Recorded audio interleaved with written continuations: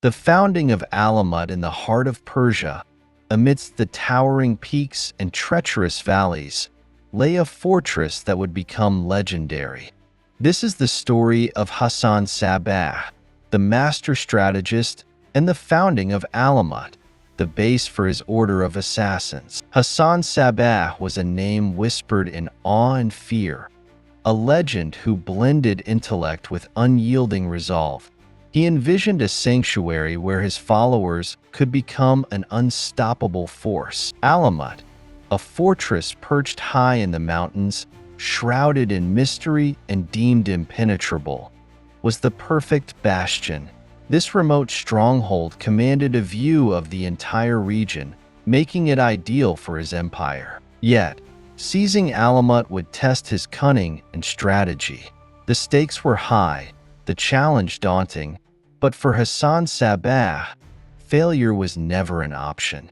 Among the folketales devotees was a young woman named Leyla. She was the daughter of a businessman from Isfahan.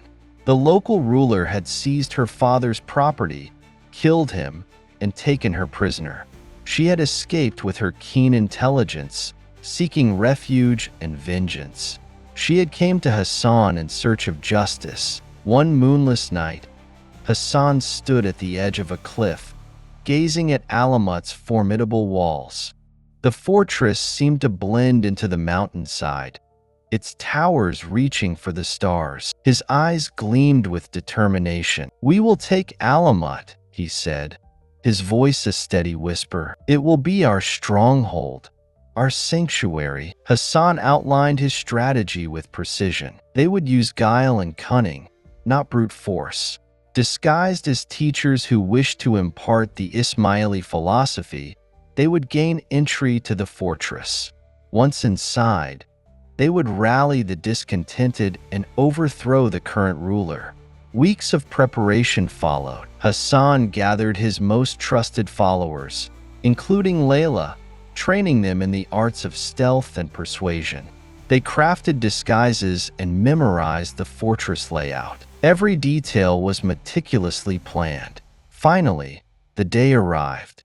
Disguised as a group of scholars, they approached Alamut's gates. Hassan, dressed as a revered teacher, led the group. Hassan's reputation as a scholar was well known, and the fortress, currently under the control of a minor Seljuk lord, was open to those who brought knowledge and learning. The guards, seeing nothing amiss, allowed them entry. Hassan started teaching philosophy and various sciences. Gradually, his followers grew in number. He put a lot of emphasis on standing up against oppression.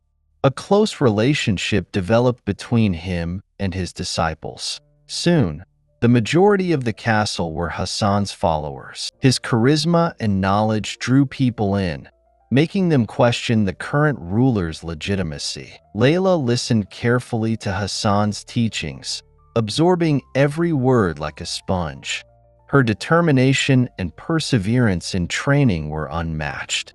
Day by day, she honed her skills, her resolve growing stronger. Hassan entrusted her with the education of a group of freed boys and girls, all scarred by oppressive governments. They looked to her for guidance, their eyes filled with a hunger for freedom and a burning desire to change history.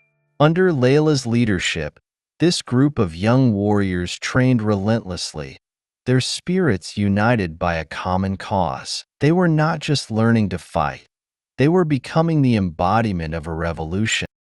As night fell, the atmosphere in Alamut grew tense. Hassan's heart raced as he made his way to the central courtyard, where a small group of loyalists had gathered. His presence was commanding and reassuring. "It is time," Hassan said quietly. "Tonight, we reclaim Alamut." With silent precision, they moved through the fortress, disarming guards and securing key positions. Most of the guards were loyal to Hassan and expressed their loyalty when they saw him. They were so close. The final confrontation took place in the main hall. The ruler of Alamut, a man known for his cruelty and greed, stood no chance against the combined forces of Hassan's strategic brilliance and the unwavering resolve of his followers. In a swift and bloodless coup, they took control of the fortress. Hassan stood on the highest tower of Alamut, looking out over the vast landscape below. The fortress was theirs, and with it, the dawn of a new era. The assassins had found their home. Alamut is ours, Hassan said, his voice filled with pride. From here, we will strike against tyranny and injustice. You are the uprooters of tyranny. We will be the unseen force, the whispers in the night. He turned to his followers, Leyla among them, and asked, "Are you ready to stand up against injustice and oppression? Are you ready to fight and sacrifice your life to get rid of oppression? Or do you want to survive and continue your life with shame?" The disciples, inspired by their victory and Hassan's words, nodded in approval, and some cried out, "Hell yeah." Now was the time to prepare for training, turning ordinary people into professional assassins. Time was of the essence. Many people were captives of oppression. The training started the next day. Fencing, deception, body anatomy, ancient martial arts, philosophy, and astronomy. Mountaineering, the art of penetrating the hearts and minds of enemies. Assassins you are, Hassan said. Your purpose is higher than yourself, saving the lives of innocent people from the oppression of rulers. But their journey was far from over. The path ahead was fraught with danger and uncertainty. As they stood on the brink of a new chapter, the air was thick with anticipation. The dawn of their rebellion was approaching, and the world would soon know the power of those who dared to defy tyranny. This is the first episode of our Assassin's Tales. Subscribe to our channel for our next episode if you want to know how assassins rose in the world and their exciting stories.